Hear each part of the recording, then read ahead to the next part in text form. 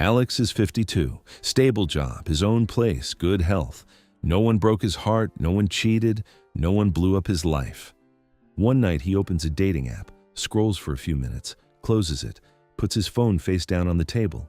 He never opens it again. He didn't fail. He didn't give up. He did the math. And here's the part nobody wants to say out loud. The math made sense. About 1 in 5 Gen X men have quietly walked away from dating, not because they struck out, because they ran the numbers, and the numbers stopped adding up. So the question isn't what's wrong with these men. The question is, what did they figure out that you haven't yet? Section 1. Who is Gen X really? Gen X, born between 1965 and 1980. That's 44 to 60 years old right now. For decades, they've been the forgotten middle, stuck between the noise of boomers and the endless media coverage of millennials. But here's what makes them different when it comes to dating. They grew up without apps, without texting, without algorithms picking their partners. They learned to date in person, real eye contact, real awkward silences, real risk. That's where their instincts were built. And then, in their 30s and 40s, the whole game changed underneath them. But that's not even the deepest cut. Gen X men got handed 2 scripts at once. Script 1, be a provider, stable, strong, build something. Script 2, be open, communicate, show up emotionally. Both were real expectations. Neither came with a how-to guide. So they improvised, they committed, they built lives, many of them married, and then many of them divorced. Gen X has the highest divorce rate of any generation alive right now. A huge chunk of these men are on the other side of long relationships, co-parenting, starting over in their 40s or 50s, rebuilding from scratch. Alex fits this profile exactly. But here's the thing, he's not broken, and understanding why matters more than you think. These men didn't crack, they recalibrated. The guy who walked into his first marriage had one set of assumptions. The guy who walked out the other side, he updated them based on actual experience. To understand why they stopped, you first have to understand what the process actually took from them. Section 2. What dating actually cost them. There's a shift that happens in the brain as you move through your 40s and 50s. When you're young, your brain is in get mode. New experiences, new people, more. As you get older, it flips. Your brain starts asking a different question. What's worth protecting? This isn't pessimism, it's just how brains work. And when you layer on the actual data about second marriages, it gets uncomfortable fast. Second marriages fail around 67% of the time. Third marriages around 73%. These aren't abstract numbers to Gen X men. These are things they've watched happen to friends, family, themselves. They've seen what giving it another shot looks like when the same patterns show up in a different relationship. There's more. Men over 50 who remarry report lower average life satisfaction than men the same age who stay single. That cuts against everything the culture tells us about needing a partner to be happy. Alex went through one serious relationship after his divorce. Real connection, shared values, the feeling that this time was different. A few months in, he noticed something. The pattern was the same, not because she was the wrong person, but because the same dynamic, the quiet anxiety, the unspoken tension, the constant adjusting, had followed him in. Different person, same architecture, and that's when something clicked for him that most men never let themselves think. At some point, the investment, your energy, your time, your willingness to be vulnerable, the risk of another rebuild, stops being worth the expected return. Not because love isn't real, but because experience gives you a much clearer picture of what it actually costs. And here's the thing, this isn't bitterness. Bitterness is about blame. It's about someone else being the villain. What Alex is doing is quieter than that. He's keeping score, not against anyone, but for himself. He's looking at what he spent, what he got back, what recovery cost him, and what the odds look like from here. The ledger stopped balancing. That's not damage, that's honesty. And it's only half the story, because the environment itself changed too.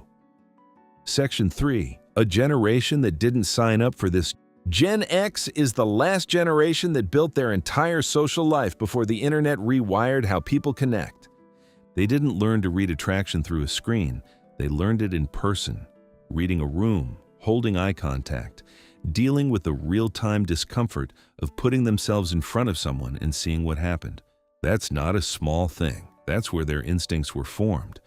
So when app-based dating became the main way to meet people, Gen X didn't just face a learning curve. They faced a mismatch between how they were wired and what the system now demanded.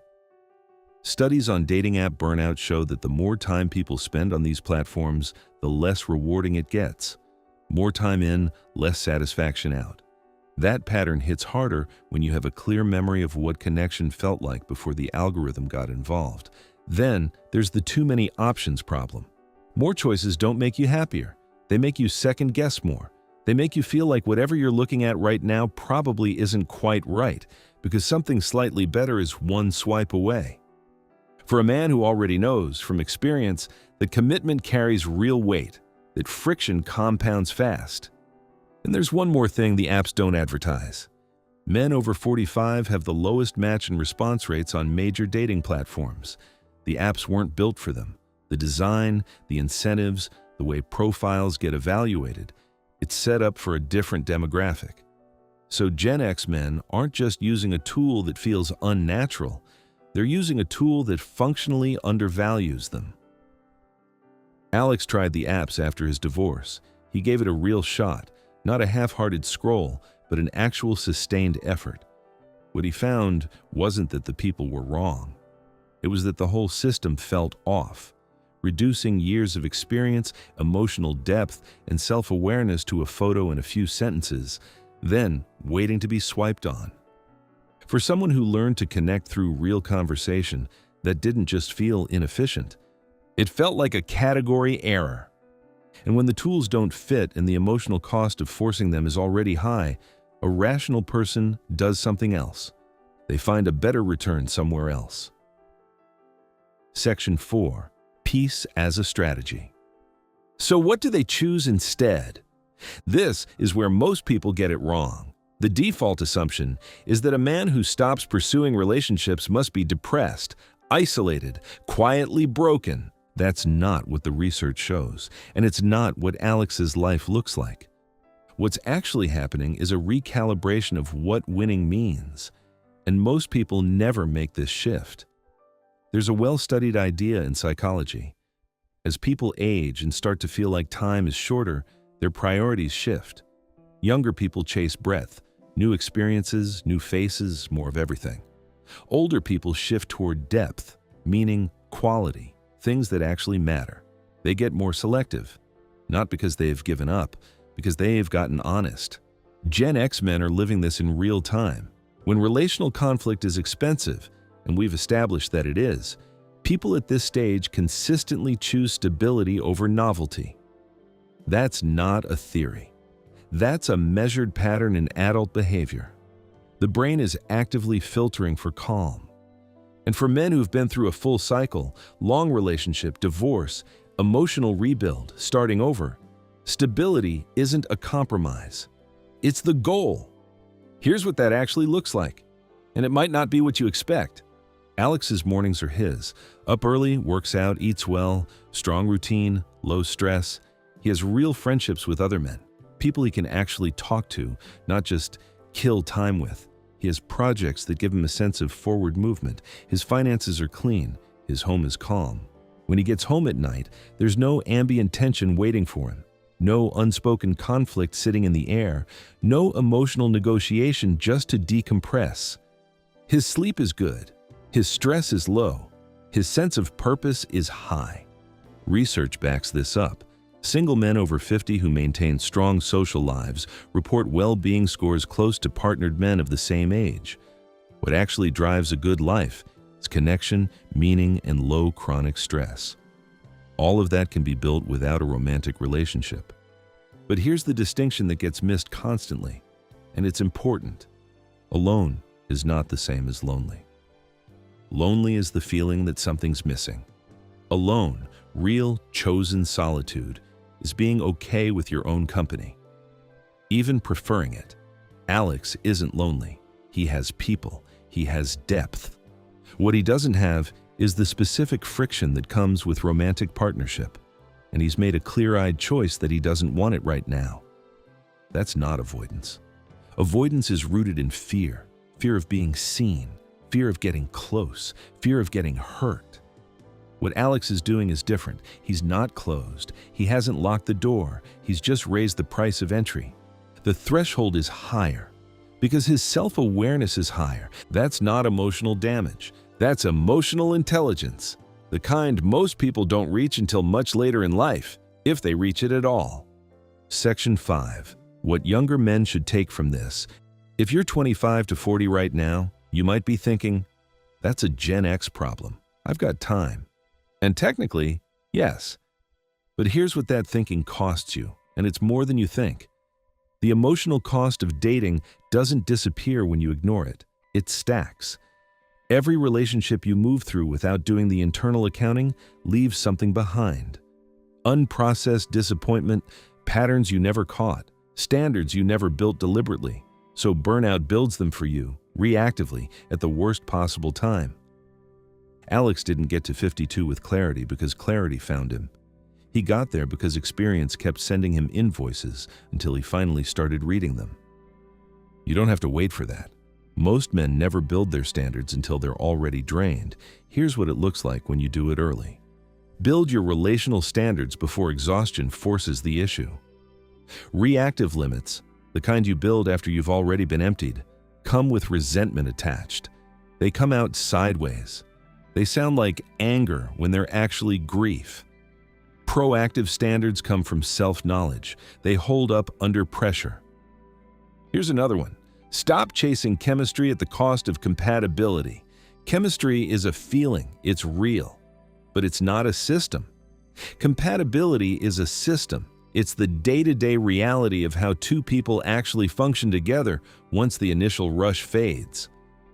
Research consistently shows that men who get clear on what they actually need from a partner before 35 report higher satisfaction in long-term relationships, not because they got less romantic, because they got more honest.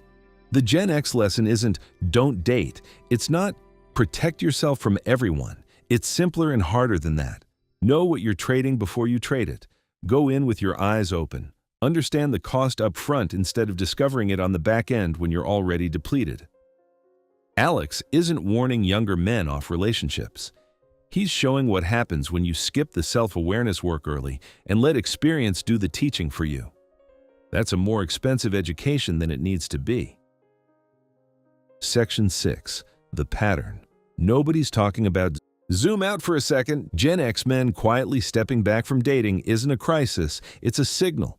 And it's worth reading instead of reacting to.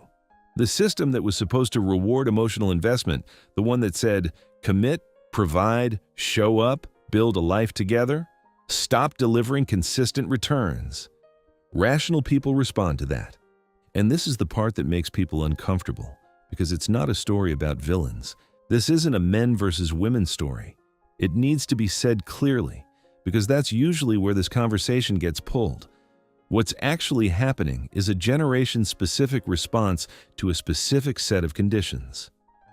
Gen X got caught between two worlds, the analog world they were raised in and the digital world that replaced it, and they adapted. From the outside, the adaptation looks like withdrawal. From the inside, it looks like clarity. And that's the part nobody talks about when they talk about men leaving the dating market. When the perceived cost of connection consistently exceeds the perceived reward, pulling back becomes a logical outcome, not damage, not a character flaw, a logical outcome. If the culture wants to change that pattern, if the goal is re-engagement rather than blame, then the conversation has to start with understanding what drove the exit in the first place. Alex isn't bitter. He's not sitting somewhere building a case against anyone. He's clear. He knows what he wants, what he's willing to invest, and what he's not. He has a life that works on its own terms. And clarity like that, the kind that comes from actually doing the internal work, is its own kind of freedom. Conclusion: Gen X men didn't stop dating because they failed at it. They stopped because they got honest about what it was costing them and decided the price was too high. Done consciously, that's not defeat. That's what it looks like when a man finally stops lying to himself. If this landed for you, drop your thoughts in the comments and subscribe for more behavioral psychology breakdowns every week.